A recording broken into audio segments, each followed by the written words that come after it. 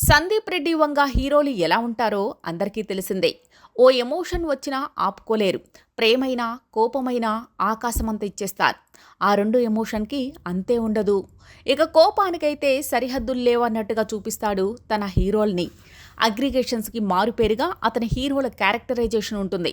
అందులో నుంచి మంచి డ్రామాను పండిస్తుంటాడు. ఇక సందీప్ రెడ్డి వంగాకు చిన్నప్పటి నుంచి ఇలాంటి క్యారెక్టర్లంటేనే ఇష్టమున్నట్టుగా ఉంది. అందుకే చిరంజీవి నటించిన 'ఆరాధన' సినిమాలో ఓ సీన్‌లో చిరు ఇచ్చే ఎక్స్‌ప్రెషన్స్ బాగా నచ్చి దాన్నే ఓ ఫ్రేమ్‌లా పెట్టుకున్నాడు. తాజాగా తన ఆఫీస్ ఫోటో అని షేర్ చేసి అందులో చిరంజీవి ఫ్రేమ్ చూపిస్తాడు. ఇక ఆ ఎక్స్‌ప్రెషన్స్, ఆ సీన్, ఆ సినిమా గురించి ఇప్పుడు చర్చలు జరుగుతున్నాయి. 'ఆరాధన' సినిమాలోని పులిరాజు పాత్ర అంటే సందీప్ రెడ్డికి చాలా ఇష్టమని అర్థమవుతోంది.